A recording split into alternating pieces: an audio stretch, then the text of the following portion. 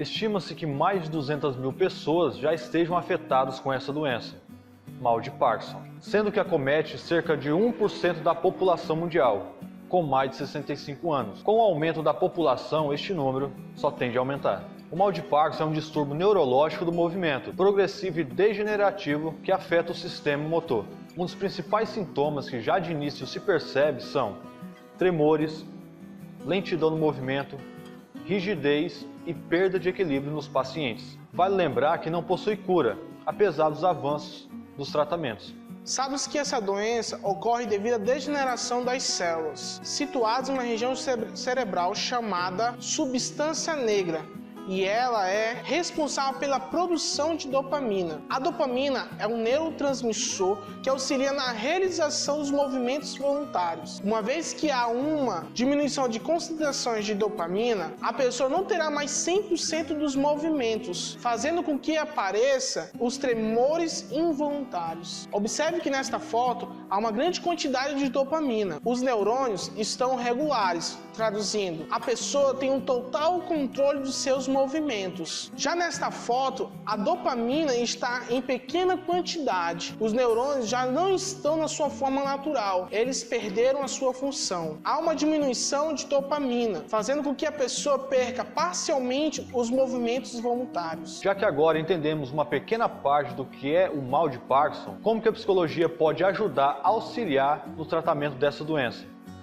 Nossa equipe foi buscar a resposta.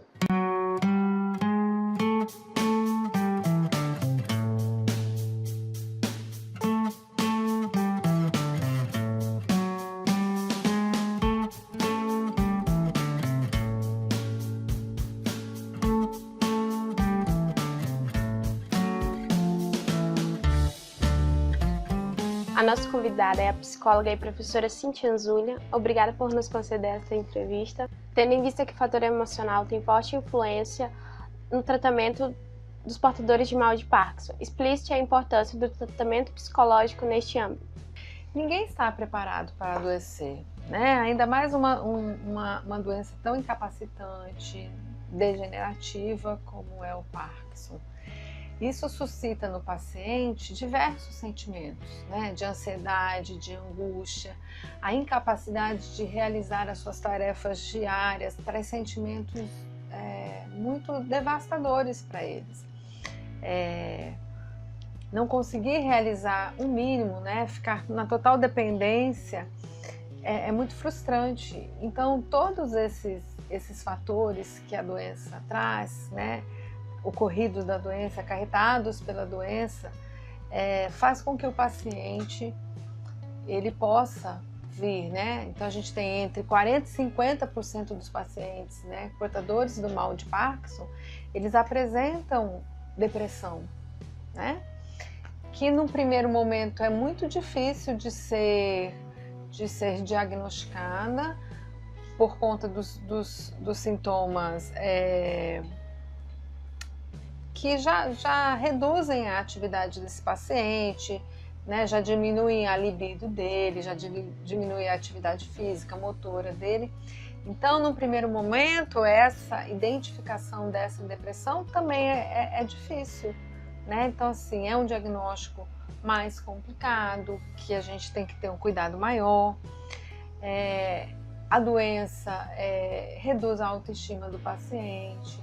Então, ela vai acarretar uma série de complicadores que vão levar o paciente, num determinado momento, a apresentar comorbidades. E a depressão seria uma dessas comorbidades, né, apresentadas por ele. Uma das peças mais importantes que vai determinar a qualidade de vida do doente é o cuidador. Qual é o apoio que o psicólogo tem com esse cuidador? Então, quando a gente pensa na doença, quando a gente pensa na incapacidade que essa pessoa que está acometida pelo mal de Parkinson, né, vai enfrentar pela vida, é preciso que a gente pense quem vai ser esse cuidador, né? É uma pessoa externa à família? É um profissional? Ou serão os familiares, né?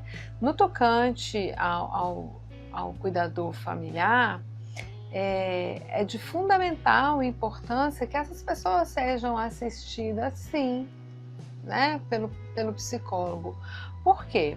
Porque a descoberta de uma doença tão grave no âmbito familiar, ela vai ter diversas vertentes, repercussões dentro da família, né? Se, por exemplo, se o acometido pela doença é o pai, que era o provedor da família, então as pessoas vão ter que se reorganizar nessa família. As funções, né, os papéis distribuídos na família vão ser reorganizados.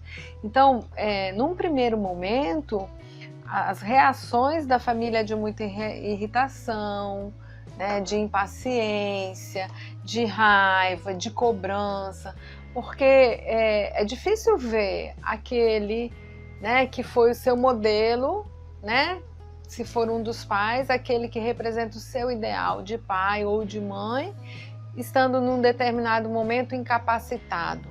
Então as nossas reações emocionais também são diversas. E esse cuidador, esse familiar, se for o cuidador, ele vai precisar de muito suporte psicológico para entender, né, para entender as suas reações, para entender a doença, para entender as reações que o portador está tendo.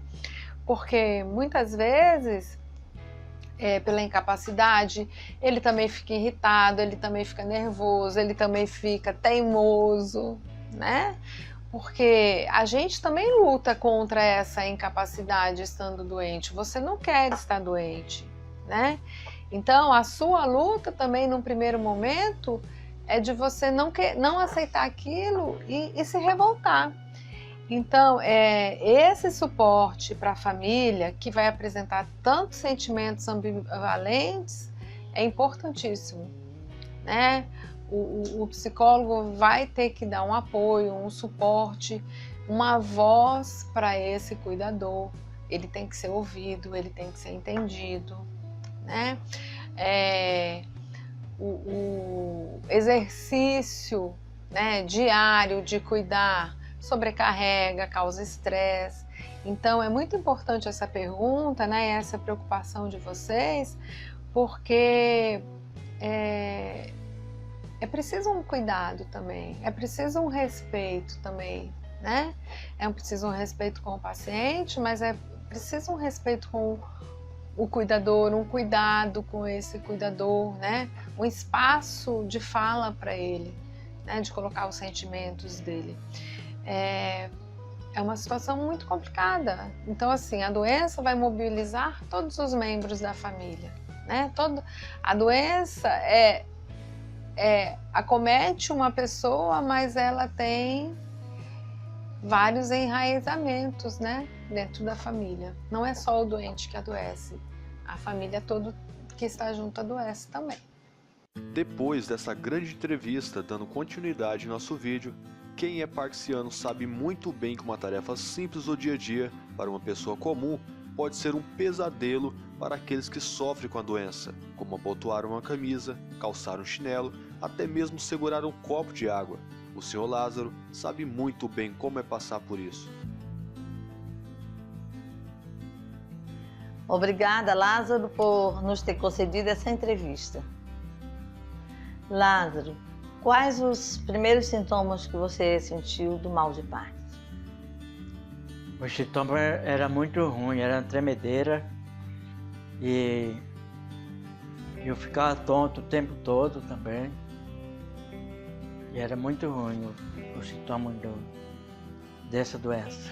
Eu esquecia das coisas e tinha muita tremedeira, né? E também a voz me atrapalhava bastante. Eu não conseguia nem falar direito. Agora estou melhor um pouco. Depois de diagnosticado com a doença, quais os tratamentos que o senhor tem feito? O tratamento que eu fui feito foi médico e ele passou uns remédios para mim tomar, uns comprimidos e injeção uma coisa para a cabeça, tem uma ótima alimentação. Estou dormindo até demais. Heraldo, depois dessa entrevista, agora você sabe um pouco como tratar essa doença, não é? Sim, mas eu achei tão interessante que eu quero saber mais. Você conhece alguém que sabe falar do tratamento do mal de Parkinson? Conheço sim, vamos ver?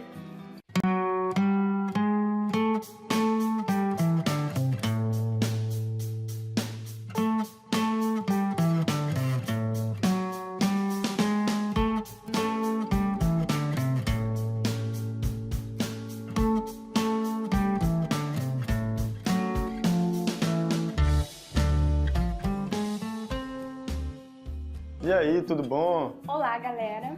O tratamento para a doença de Parkinson ou mal de Parkinson inclui o uso de medicamentos prescritos pelo neurologista ou geriatra, como levodopa, pramipexol e selegilina, por exemplo, que ajudam a diminuir os sintomas, pois aumentam a dopamina e outros neurotransmissores no cérebro, que ficam reduzidos nas pessoas com esta doença.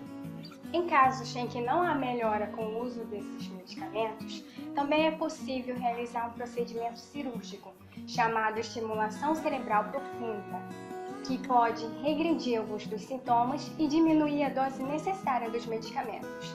Além disso, a fisioterapia, terapia ocupacional e atividade física também são muito importantes para melhorar a força e o equilíbrio, reforçando assim a autonomia do paciente.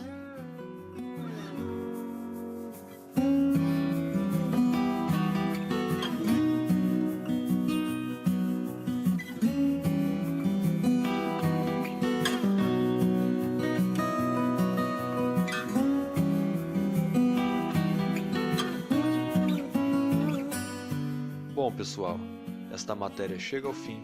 Agradecemos a psicóloga e professora Cíntia Zulian e o Lázaro, que nos concedeu a entrevista, e esperamos ter tirado algumas dúvidas sobre a doença. Também agradecemos à Faculdade Finca por ter nos concedido um espaço para a gravação.